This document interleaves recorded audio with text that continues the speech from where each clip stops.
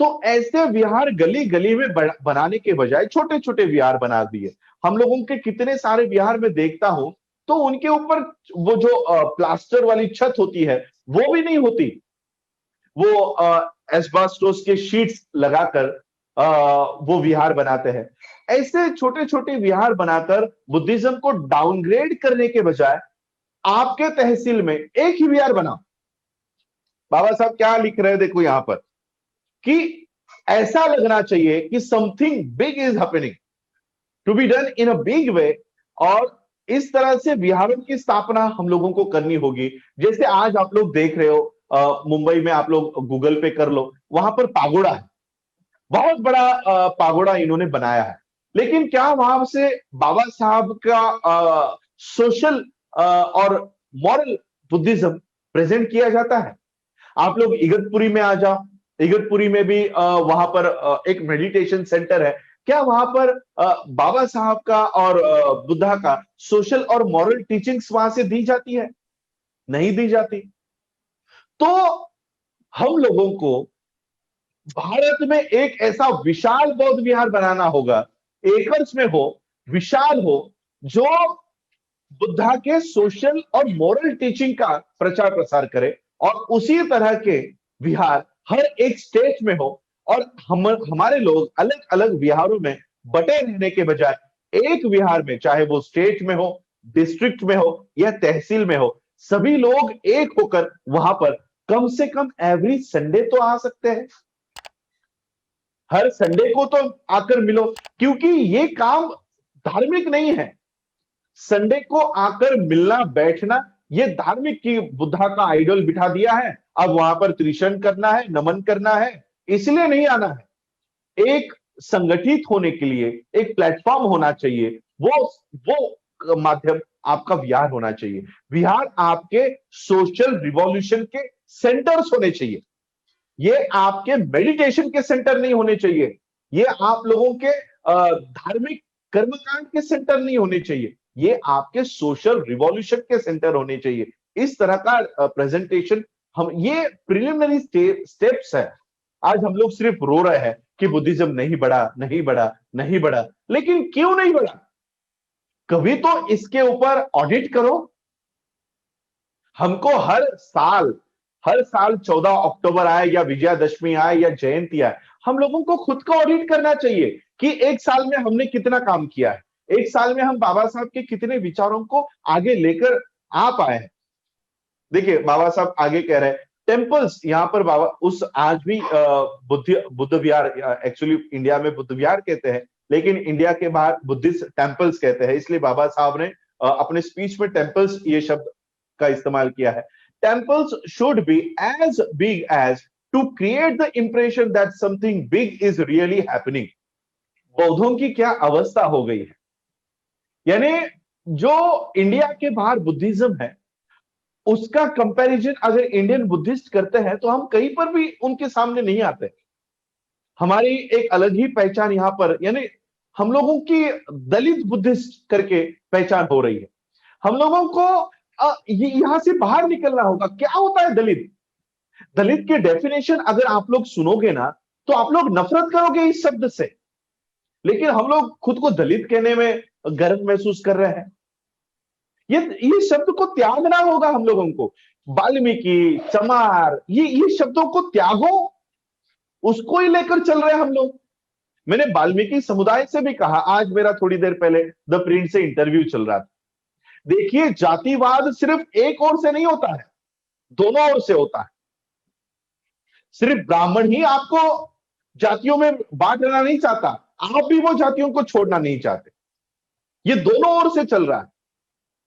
आपकी देखो, वाल्मीकि बोला तो आपके आपके जहन में क्या आ जाएगा कि ऐसे लोग जो कूड़ा करकट उठाते हैं या कचरा साफ करते हैं, ये उस कास्ट की एक पहचान है, चमार कास्ट की। मेरे शब्द आपको बुरे लगेंगे लेकिन ये सच्चाई है। आप भारत के लोगों के माध्यम से इन कास्ट को देखो।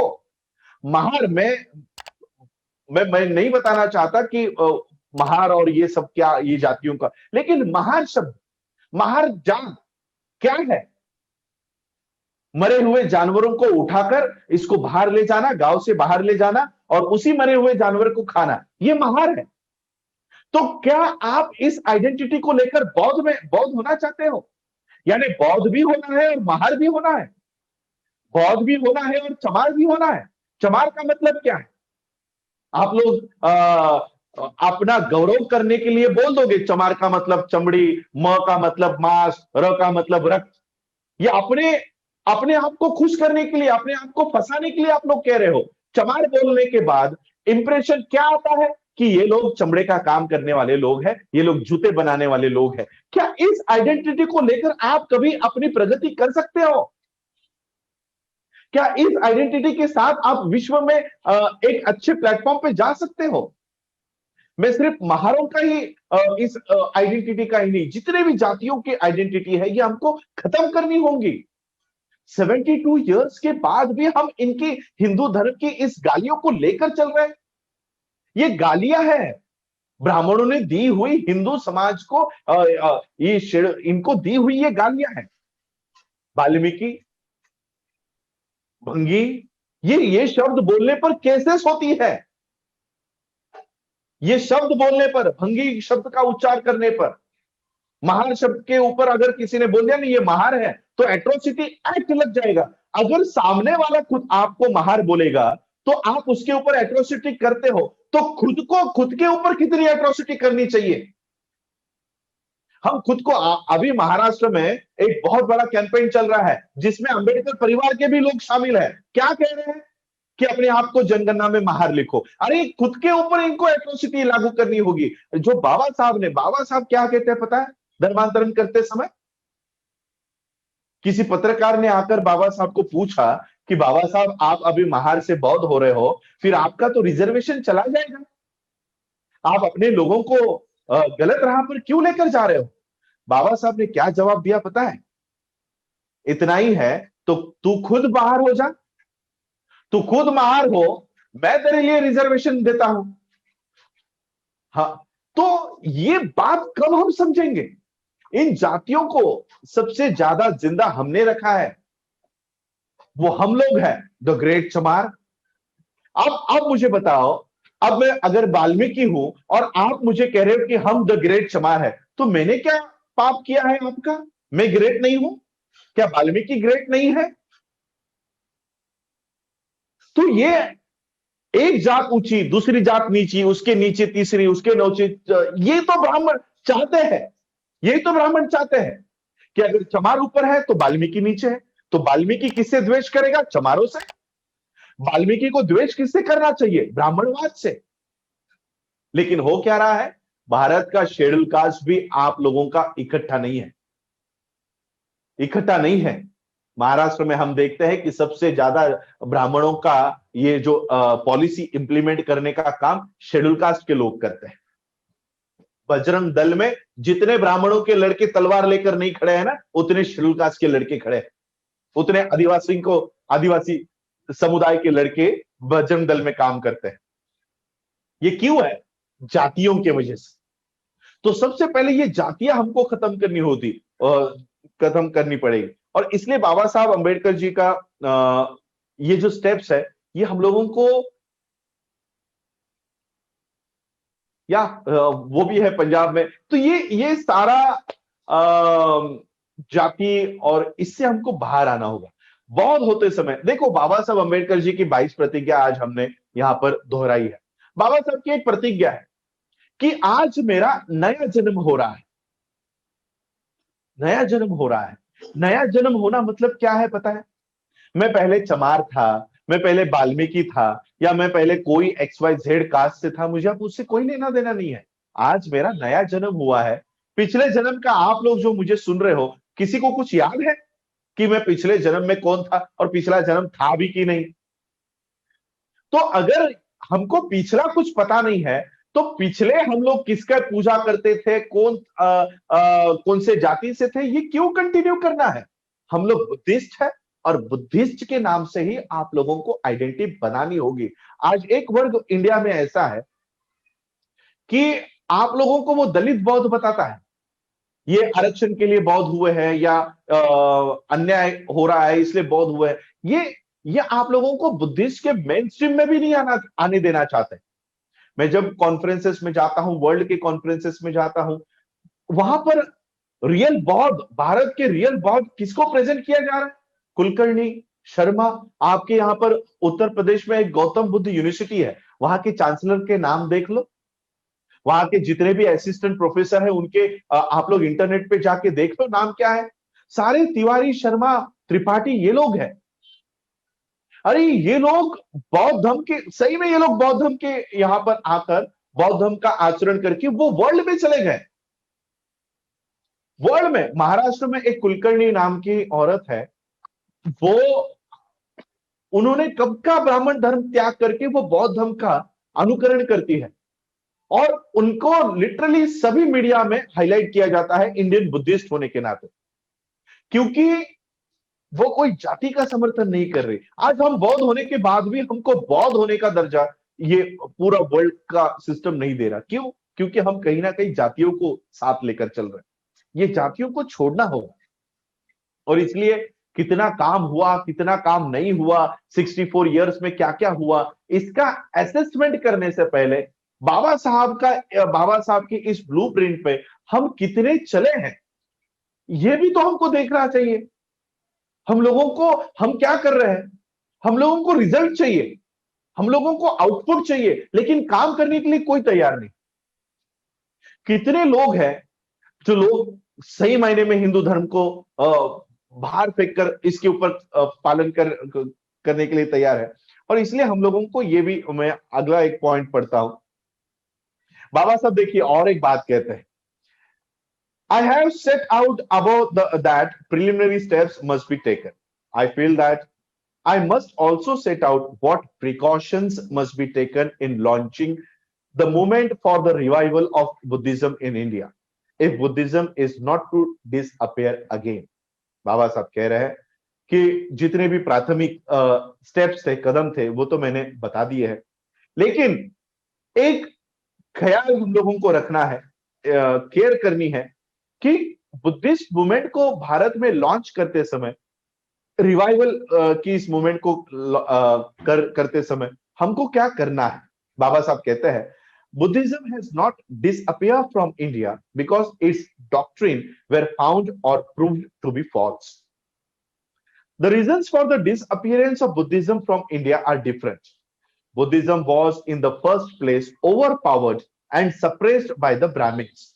It is now sufficiently known that the last Maurya emperor, descendant of Emperor Asoka, was murdered by the Brahmin commander-in-chief by name Pushyamitra, who usurped the throne and established Brahminism as a state religion. This led to the suppression of Buddhism in India, which is one of the cause of its decline. While the rise of Brahminism brought about the suppression of Buddhism in India, the Muslim invasion of India brought about its complete destruction by the violence it practiced in destroying viharas and killing bhikkhus. The danger to Buddhism from Islam no longer exists, but the danger from Brahminism exists. It will be its toughest opponent. A Brahmin remains a Brahmin no matter what color he assumes or what party he joins.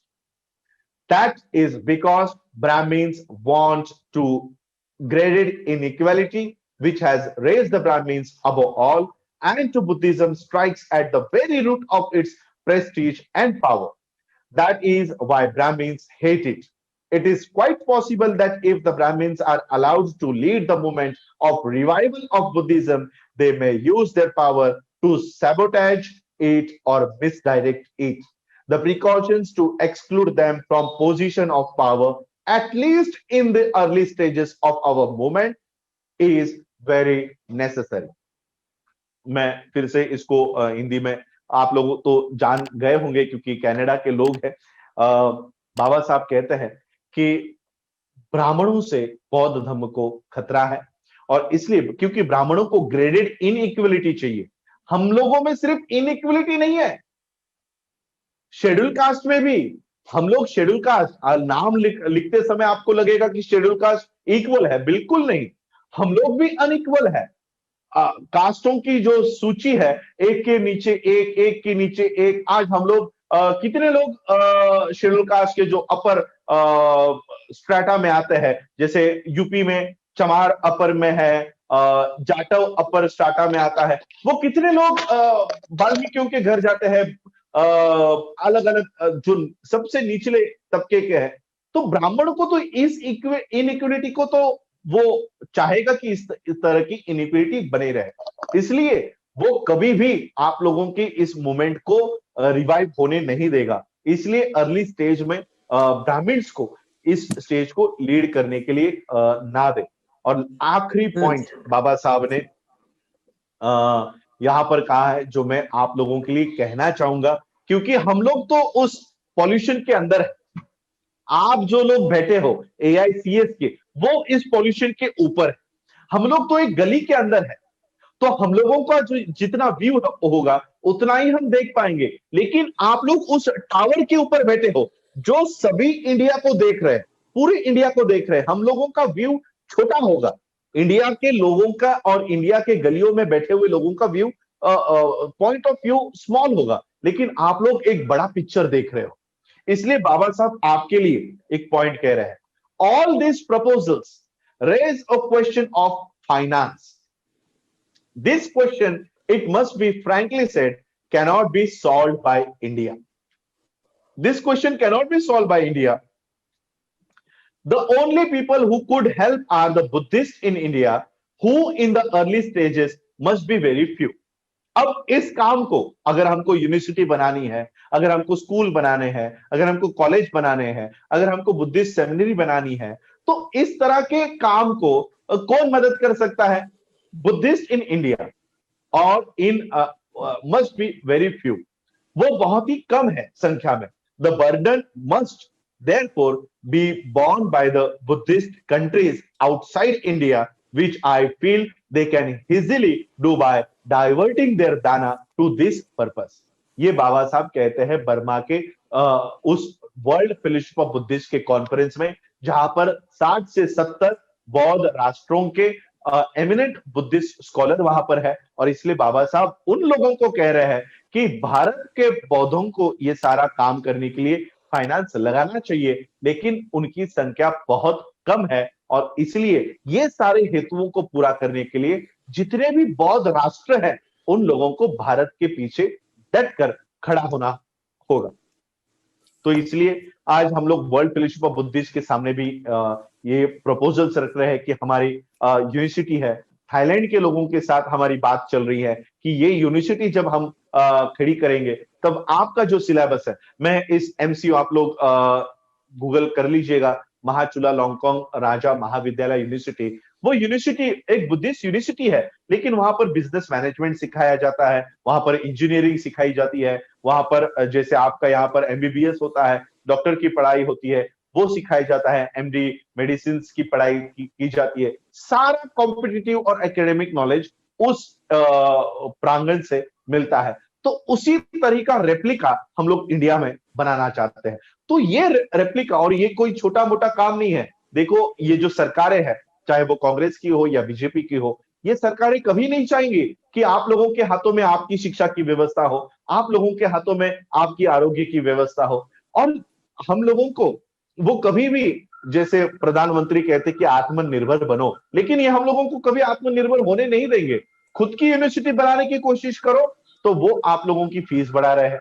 आप मान्यता के लिए 10 करोड़ रुपए की fees बना दी, जब पहले कुछ सालों पहले ये मान्यता कुछ लाखों में मिल जाती थी। आज जैसे आपका चैनल खड़ा करना है, इससे पहले 3-3.5 लाख रुपए की फीस भरने के बाद आप लोगों को मान्यता मिल जाती थी, सैटेलाइट का जो स्लॉट होता था वो मिल जाता था। अब यही फीस 35 करोड़ करा दी है, तो क्या ये फीस आप लोग ये कर पाओगे? तो हमारे सामने समस्या बड़ी है।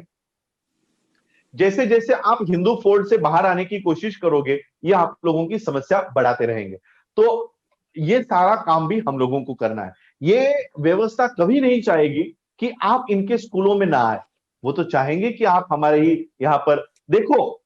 मैं आप लोगों को ये बताना चाहता हूं कि ये जो कास्ट मेंटेलिटी हमारे ऊपर थोपी जाती है, वो इसलिए थोपी जाती है कि आप लोग हमेशा उस नोशन में बने रहो। एनिहिलेशन ऑफ कास्ट में बाबा साहब ने कहा है कि आप इसको बदल नहीं सकते, सिर्फ एक ही काम इसका किया जा सकता है, इसको नष्ट किया जा सकता है, और इसलिए हमको इसको नष्ट करना होगा। इसमें सुधार करके नहीं चलेगा कि आज हम चमार है तो चमार जूते बनाने का व्यवसाय छोड़कर हम हीरो का व्यापार करेंगे और नाम चमार ही रखेंगे। तो इस तरह के बदलाव करके नहीं चलने वाला, इस चमार नाम को ही नष्ट करना होगा, इस अलग अलग वाल्मीकि नाम को नष्ट करना होगा, महार नाम को नष्ट करना होगा, क्योंकि बाबा साहब कहते हैं इसमें बदल नहीं हो सकता, इसको एक ही किया जा सकता है, इसको डिस्ट्रॉय किया जा सकता है, इसको एनिहिलेट किया जा सकता है, इसका उच्छेद किया जा सकता है।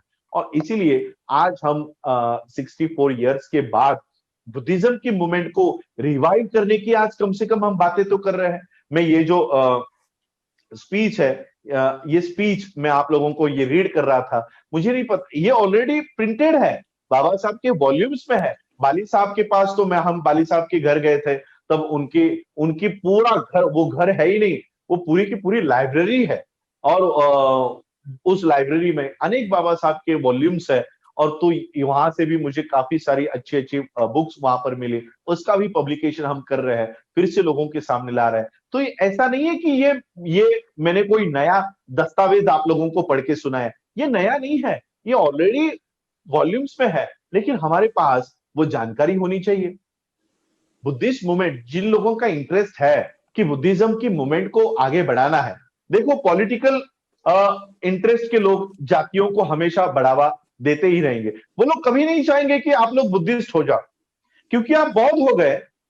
हमारी पार्टियां देखो क्या है, हमारी हमारी वोट मांगने की नीति, राजनीति देखो, हम लोग पॉलिटिक्स को राजनीति कहते हैं, यानी ऐसी नीति, ऐसी स्ट्रेटेजी जिसके ऊपर चलकर इस देश के लोग राज कर सके, इस देश के लोग राज कर सके। यहां पर कहीं है कि जाति के लोगों के लिए हमको करना है। बाबा साहब के महापरिनिर्वाण के बाद रिपब्लिकन पार्टी ऑफ इंडिया क्यों सक्सेसफुल नहीं हो पाई? बाबा साहब ने शेड्यूल कास्ट फेडरेशन का बर्खास्त किया, बाबा साहब ने शेड्यूल कास्ट फेडरेशन को बर्खास्त करके रिपब्लिकन पार्टी ऑफ इंडिया की नींव रखी। रिपब्लिकन का मतलब होता है, और ये रिपब्लिकन वर्ड कहां है पता है आप लोगों को? ये रिपब्लिकन वर्ड आपको मिलता है बुद्धिज्म। उस समय बुद्धा के सिद्धार्थ गौतम के जन्म जब हुआ, तब उनका जो राज्य हुआ करता था वो रिपब्लिक स्टेट हुआ करता था। वहां पर गणतंत्र था, वहां पर परिवार के लोगों को राज करने का अथॉरिटी मिला करती थी, तो वहां पर गणतंत्र हुआ करता था। और बाबा साहब ने क्या किया, शेड्यूल कास्ट फेडरेशन, यानी शेड्यूल कास्ट, चमार, जाटव, वाल्मीकि, महार, इन लोगों का फेडरेशन, इस शेड्यूल कास्ट लोगों का संगठन, इसको बाबा साहब ने कचरे में डाल दिया। बाबा साहब ने तबाह कर दिया, इसको डिस्ट्रॉय कर दिया, इसको बंद कर दिया, और क्या संगठन खड़ा किया? रिपब्लिकन। रिपब्लिकन का मतलब होता है प्रजा की पार्टी, प्रजा की पार्टी। अब है यहां पर कोई वाल्मीकि, है यहां पर कोई चमार, है यहां पर कोई महार? नहीं। बाबा साहब ने हमको जातियों से बाहर निकाला, और जातियों की, ये राजनीति के लिए मैं कह रहा हूं, आज जो लोग पॉलिटिकल पार्टीज काम कर रही है, उनके लिए मैं ये कह रहा हूं कि बाबा साहब ने जातियों से बाहर निकालकर प्रजा की सत्ता की party, Republican party of India, मैं आज आप लोगों को कहता हूं कि किस तरह से बाबा साहब को काउंटर किया जाता है। देखो देश में बाबा साहब के इसी पॉलिसी का इस्तेमाल करते हुए, रिपब्लिकन पॉलिसी का इस्तेमाल करते हुए, कांग्रेस और बीजेपी ने, कांग्रेस ने ही बीजेपी का निर्माण किया। और बीजेपी का नाम क्या है, फुल फॉर्म क्या है? भारतीय जनता पार्टी। ये हिंदी नाम है, रीजनल नाम है भारतीय, ये रीजन हिंदी वर्ड है, जनता हिंदी वर्ड है, पक्ष भारतीय जनता पक्ष हिंदी वर्ड है। इसका इंग्लिश में अनुवाद करो, Republican party of India. Republican party of India को अगर, रिपब्लिकन शब्द को अगर हम हिंदी में कहते हैं, रिपब्लिकन का मतलब होता है प्रजा, प्रजातंत्र, प्रजा की पार्टी। रिपब्लिकन का मतलब होता है प्रजा, प्रजा का दूसरा वर्ड है जनता, पार्टी का दूसरा वर्ड है पक्ष, और इंडिया का दूसरा वर्ड है भारत। यानी प्रजा, भारतीय जनता पक्ष, यही रिपब्लिकन पार्टी ऑफ इंडिया का हिंदी अनुवाद है। बाबा साहब के आइडियोलॉजी को कॉपी करके बाबा साहब अंबेडकर जी के इस सारे राइटिंग एंड स्पीचेस पे काम करके आज बीजेपी इस देश की शासन करती पार्टी बन गई और बाबा साहब की पार्टियों को 60 पार्टियों में बांट दिया, जातियों में। आज रिपब्लिकन पार्टी ऑफ इंडिया ये नाम अगर प्रोनाउंस करते हो तो क्या कहोगे? दलितों की पार्टी। यानी जिन बाबा साहब ने हमको दलित आइडेंटिटी से बाहर निकालकर देश के लोगों की आइडेंटिटी दे दी, आज उन्हीं लोगों के पार्टी को दलितों की पार्टी बना दी। यही काम चल रहा है बौद्धों के मामले में। हम लोग बौद्ध होना चाहते हैं, लेकिन ये व्यवस्था हमको दलित बनाने पर तुली हुई है, ये व्यवस्था हमको ग्रेड चमार बनाने पर तुली हुई है, ग्रेड वाल्मीकि बनाने पर तुली हुई है। तो ये बाबा साहब को 1954 से काउंटर कर रही है। 1954 से ही नहीं, मैं तो कहूंगा 1917 से जब जब बाबा साहब ने भूमिका ली है, 1932 में काउंटर किया गांधी ने, तो बाबा साहब को काउंटर करते करते आज वो यहां तक आ गए हैं, वो सक्सेसफुल हो रहे हैं उनके पॉलिसी में। तो हमको इनको ये जो काउंटर कर रहे हैं, हमको ये काउंटर रिवॉल्यूशन खड़ा करना होगा। बाबा साहब के राइटिंग एंड स्पीचेस को पढ़ो, मैं ये बाबा साहब के राइटिंग एंड स्पीचेस को पढ़ के ही बता रहा हूं।